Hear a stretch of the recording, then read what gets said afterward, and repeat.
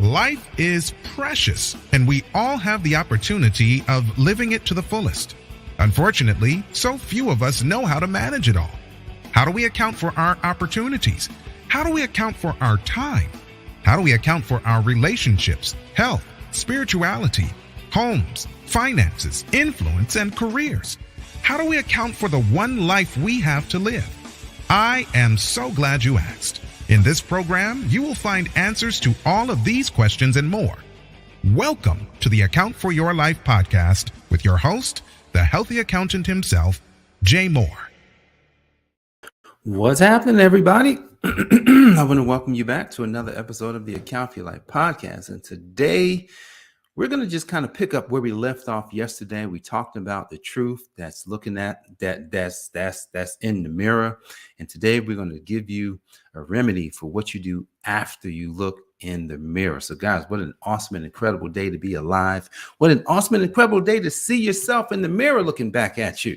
Man, I know you've already had an opportunity to do that. So let's jump right into this, man. I'm in the gym and I had a plan when I got to the gym this morning. I was dreaming about what I would do at the gym and, the routine that I would be in when I got there, and my routines were thwarted. The machines that the main machine, the main set of weights that I would have been using today was not available.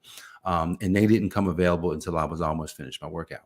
Why do I talk about why am I bringing up that? Well, because guys, what happens, you look in the mirror, you're excited, you say, man, I look good, or man, there's something in the mirror I don't like. What do I focus on next? What do I start concentrating on? Like that's what we're going to talk about today. What should you do after you look in the mirror? And the answer is concentrate. You must build up a muscle of concentration. Concentration is another way to say focus.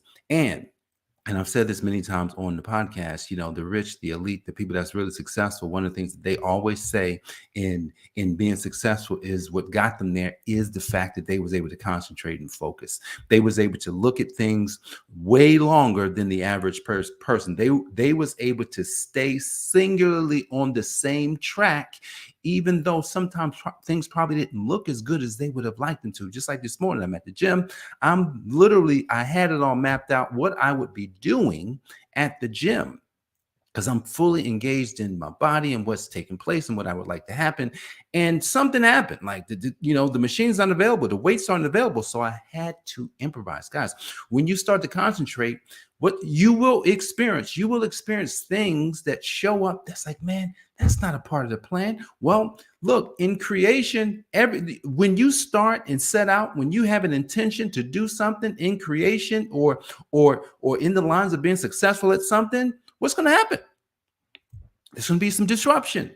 But here's the thing, when the disruption comes, you don't allow the disruption to get the best of you. See, many of us have businesses. I definitely want to speak to people who have businesses. I want to speak to myself. Like, Jay, are you here? Jay needs to be here to hear this. So Jay is listening to whatever Jay got to say. And as a business owner, you wake up in the mornings, you start doing things, you finish your day, and you're like, man, it didn't go the way I would have liked it to. Things didn't happen the way I would have liked it to. But here's the thing. If you continue to concentrate, if you continue to stay focused singularly on the thing that you're working on, you have to have success, guys. You have to become more than what you are. You can become more than you are, right?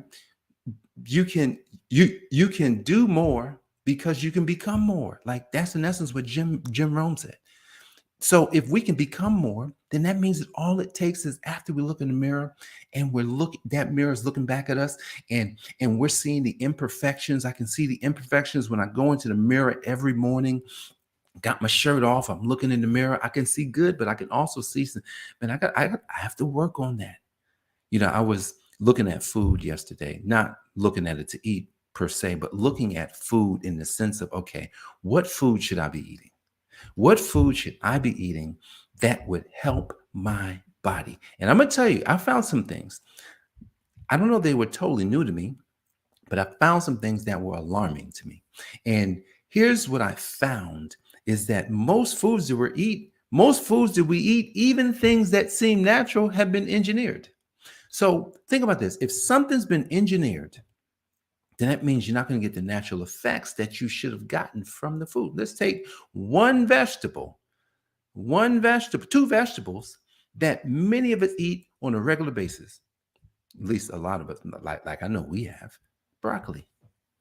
I eat broccoli a lot. Do you know broccoli is not a real vegetable? What? It's not a real vegetable? Well, what I'm saying is it grows out of the ground. But the process was engineered. They engineer broccoli, cauliflower. These things are engineered. Why am I saying this? Because vegetables, we are electrical beings. Go look all this stuff up.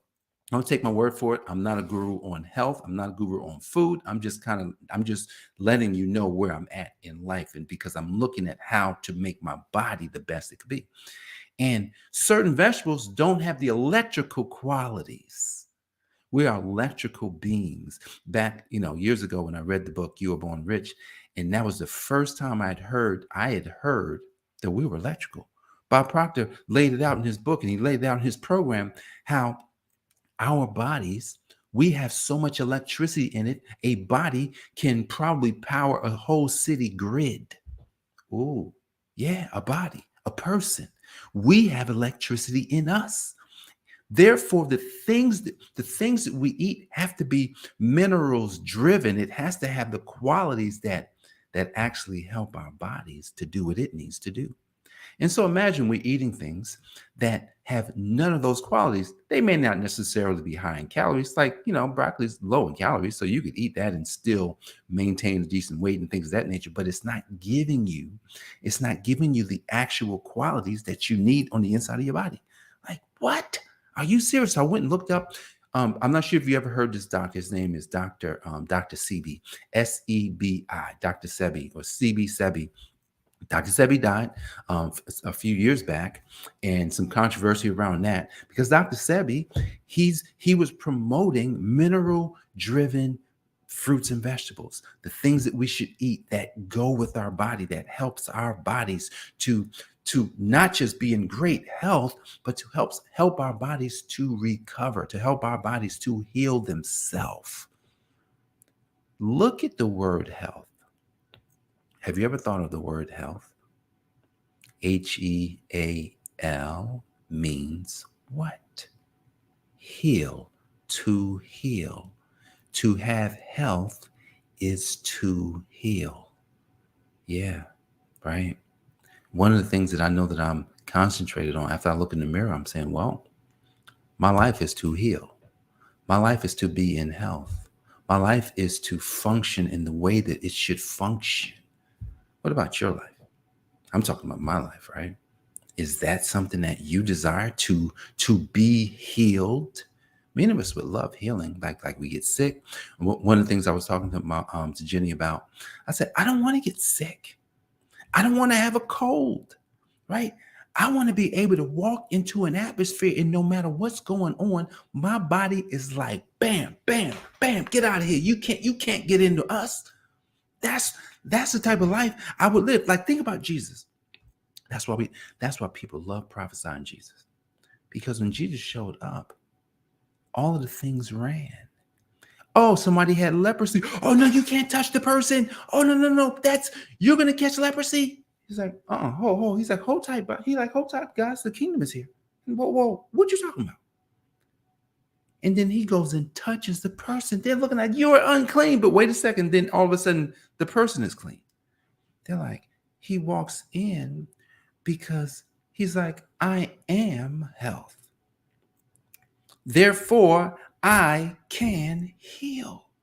Imagine if we lived that way. That's right.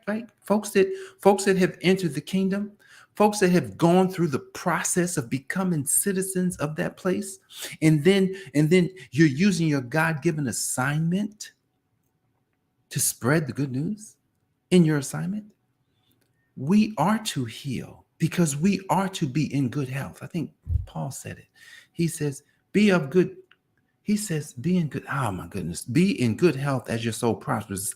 There's a verse, I think it's in Thessalonians, the first Thessalonians, but I know it's not coming all the way out. But be in good health, right? See, when we look in the mirror and we discover things about ourselves that, I can see the good. I can see I got nice, I'm not saying I have this, but you could be saying I have nice eyes. Man, I've got nice, I've got to lay down, eyebrows and eyelashes, and my hair is still growing well, and man, my hands and my fingers, I've got nice strong nails. Jenny always is upset because she's like, man, your nails are always so strong. I got strong nails, man. I got a strong body. Man, when we were with my our family recently, and my father-in-law George, I had on a shirt that was a little bit oversized. I don't typically wear things that's oversized anymore because I like to feel good, and something oversized just doesn't go with how I am today. So I had this thing on, but it probably didn't highlight, my body, right? Like right now. And he touched my arm, and he says, "Oh," he was like, "Oh," he says, "Man, you've been working out." I said, "Yeah, man, 6 days a week." I look in the mirror and I know I got to concentrate on that. I know that when I wake up in the morning that in order for me to be in good health, in order for me to have that healing inside of me, I've got to do something. So I'm not going to hold you much longer, right?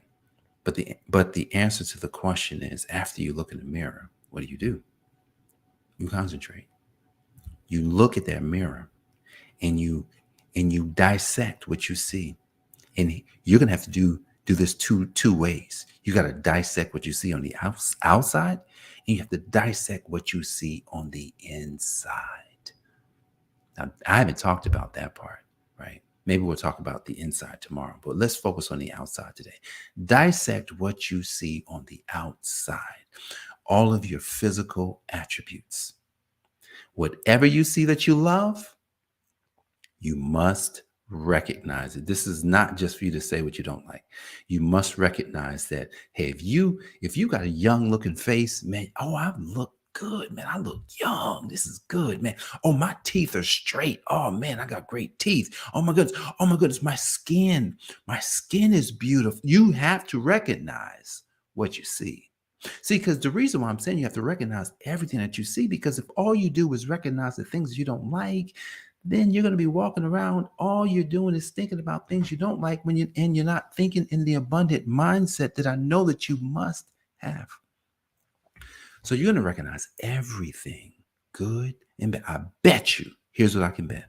I bet you find more good than bad. I bet you.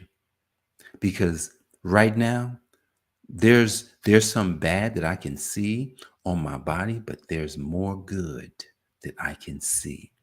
Recognize the good and then concentrate on the good, but recognize that, you know what?